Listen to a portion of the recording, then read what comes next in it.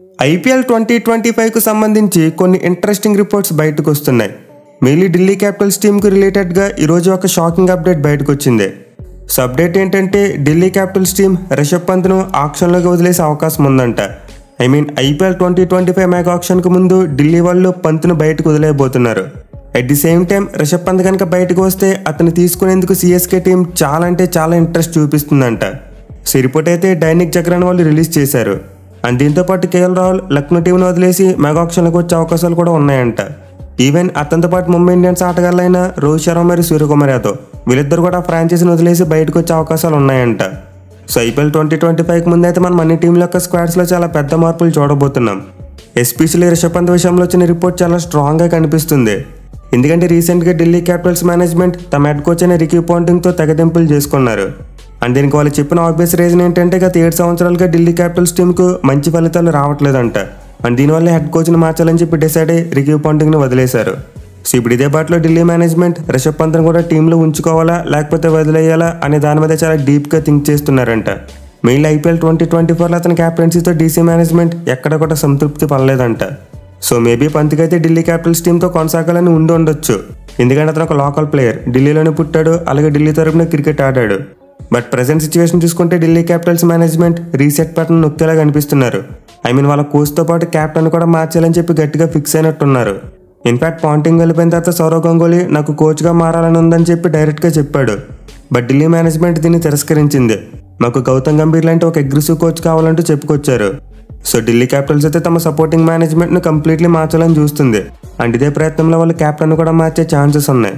But నన్ను అడిగితే ఒకవేళ డీసీ టీం పంత్ను వదిలేస్తే అది బిగ్గెస్ట్ బ్లండర్ అవుతుంది. ఎందుకంటే ప్రజెంట్ అతని ఏజ్ కేవలం 26 మాత్రమే. అలాగే అతనికి టీమిండియాలో చాలా ఫ్యూచర్ ఉంది. మేబీ టెస్ట్ ఫార్మాట్లో క్యాప్టెన్ కూడా కావచ్చు. సో నాకు తెలిసి ఢిల్లీ క్యాపిటల్స్ టీం మోస్ట్లీ అతన్ని రీటైన్ చేసుకోవచ్చు. మారిస్తే సపోర్టింగ్ స్టాఫ్ని మాత్రమే మార్చొచ్చు. లేదు ఒకవేళ రిషబ్ పంత్ని వదిలేయాలనుకుంటే సిఎస్కే టీం మేము తీసుకుంటామని చెప్పి ఆల్రెడీ రెడీ అయిపోయారు. సో పంత్ కనుక ఆప్షన్లోకి వస్తే డెఫినెట్లీ సిఎస్కే టీం కొన్ని అవకాశాలు స్పష్టంగా కనిపిస్తున్నాయి. ఇన్ఫాక్ట్ అతను అసలు ఆప్షన్లోకి రానివ్వకుండా డైరెక్ట్గా ట్రేడ్ చేసుకోవచ్చు. ఎందుకంటే ఒక సిఎస్కే అఫీషియల్ ఇంటి ఇచ్చారంట. ఎంఎస్ ధోని కనుక రిటైర్ అయితే మాకు ఇండియా నుంచి ఒక టాప్ వికెట్ కీపర్ కావాలి. అండ్ దానికోసం ధోనికి రీప్లేస్మెంట్గా పంత్ లాంటి ఒక టాప్ వికెట్ కీపర్ని తీసుకుంటామని చెప్పి ఒక చిన్న హింట్ ఇచ్చారు. So maybe CSK team Rishabh పంత్ని తీసుకునేలా ఉంటే ప్యూర్ వికెట్ కీపర్ బ్యాట్స్మెన్గానే తీసుకోవచ్చు. క్యాప్టెన్గా కన్సిడర్ చేయకపోవచ్చు. ఒకవేళ రుతురాజ్ గైక్వాడ్ క్యాప్టెన్సీ ఏమైనా ఫెయిల్ అయితే అప్పుడు పంత్ని క్యాప్టెన్గా తీసుకొచ్చే ఛాన్సెస్ ఉంటాయి. సో సిఎస్కే టీం అయితే ధోనికి రీప్లేస్మెంట్గా పంత్ని తీసుకునేందుకు చాలా ఇంట్రెస్ట్ చూపిస్తుంది. ఇక సెకండ్ రిపోర్ట్ విషయానికి వస్తే మనందరికీ తెలిసిందే, కేఎల్ రాహుల్ లక్నో టీంను వదిలేసే అవకాశాలు చాలా పుష్కలంగా కనిపిస్తున్నాయి. మెయిన్ ఐపీఎల్ 2024లో ఎస్ఆర్ఎస్తో జరిగిన ఒక మ్యాచ్ తర్వాత వాళ్ళ ఓనర్ చాలా యానిమేటెడ్గా ప్రవర్తించాడు రాహుల్తో. సో అప్పుడే మనం చెప్పుకున్నాం కేఎల్ రాహుల్ లక్నో టీంను వదిలేసే అవకాశాలు ఉన్నాయని చెప్పి. అండ్ ఎగ్జాక్ట్లీ ఐపీఎల్ 2025 మెగా ఆక్షన్కి ముందు అది జరగవచ్చు. ఇక ముంబై ఇండియన్స్ టీం విషయానికి వస్తే ఇక్కడ కూడా చాలా ఇంట్రెస్టింగ్ రిపోర్ట్ వచ్చింది. అదేంటంటే బోత్ రోహిత్ శర్మ మరియు సూర్యకుమార్ యాదవ్ ఇద్దరు కూడా ముంబై టీంను వదిలేసే అవకాశాలు ఉన్నాయంట. మెయిన్ ఒకవేళ వాళ్ళ హార్దిక్ పాండ్యాని కెప్టెన్గా కంటిన్యూ చేస్తే ఇది ఖచ్చితంగా జరగవచ్చు. ఎందుకంటే ఆల్రెడీ రోహిత్ శర్మ బయటకు వచ్చేస్తాడని చెప్పి ముందుగానే రిపోర్ట్స్ వచ్చాయి. ఎప్పుడైతే అతను క్యాప్టెన్సీ లాగేసుకున్నారో అప్పుడే మనకు అర్థమైపోయింది రోహిత్ శర్మ ముంబై టీంను వదిలేస్తాడని చెప్పి. బట్ ఇప్పుడు తాజాగా వచ్చిన అప్డేట్ ఏంటంటే రోహిత్తో పాటు స్కై కూడా బయటికి వచ్చేయచ్చంట. ఎందుకంటే రోహిత్ మరియు స్కై చాలా క్లోజ్ ఫ్రెండ్స్. మెయిన్లీ సూర్య మన టీమిండియాకు T20 క్యాప్టెన్గా మారడంలో రోహిత్ పాత్ర కూడా కొంత ఉంది.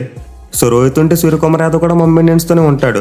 అలా కాకుండా హిట్ మ్యాన్ కనుక బయటకు వస్తే అతనితో పాటు స్కై కూడా మోస్ట్ లైక్లీ ముంబై టీం వదిలి బయటకు వచ్చే అవకాశాలు ఎక్కువగా ఉన్నాయి.